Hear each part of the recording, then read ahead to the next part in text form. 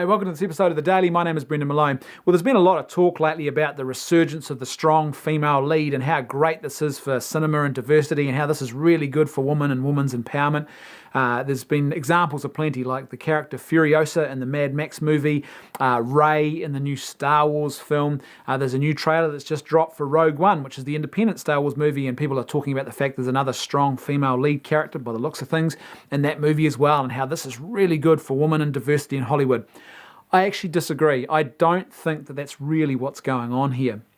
In fact, I don't really think these particular characters represent strong female leads at all. Instead, what I think they represent is male characters that are being played by females. So characters that are being written with lots of male traits, and then they're just putting female actors in the role and they're saying, yay, this is women's empowerment. When in actual fact, there's so much more depth and profundity and beauty in the feminine genius that could be portrayed on film that's been completely lost. And interestingly enough, if you go back a few years, before we were even having this debate about whether or not we've got enough strong female leads, there are some really sterling examples of strong female leads that are actually strong and female, and there's real beauty and depth there. So the movie Sophie Scholl, The Final Days, it's all about Sophie Scholl. She is the lead character. Most of the film centers on her.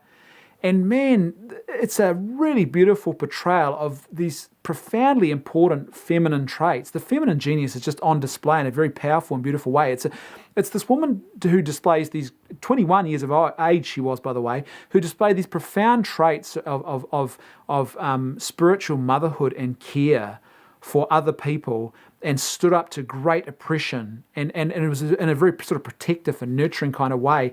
And it's just portrayed and acted so beautifully. It's a great example of a strong female lead. Another one is Anna Paquin played Irina Sendler, who was the midwife during World War II and when Warsaw occupation was happening, and she smuggled out several thousand Jewish babies.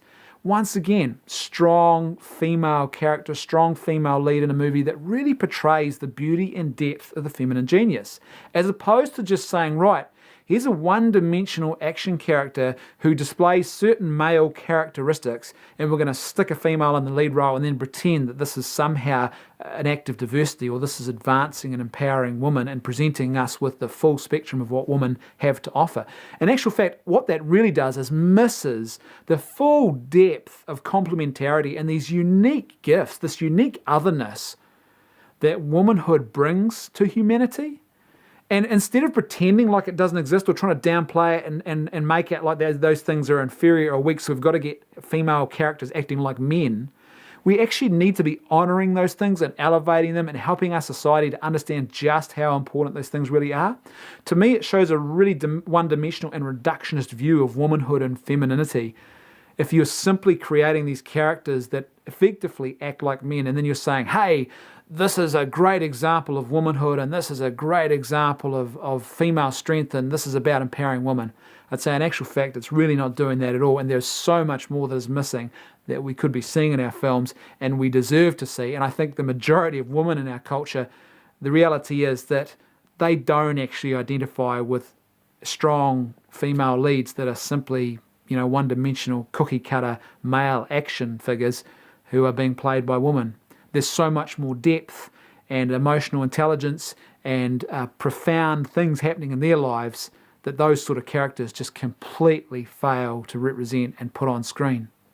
Thanks for watching. I'll see you tomorrow on The Daily.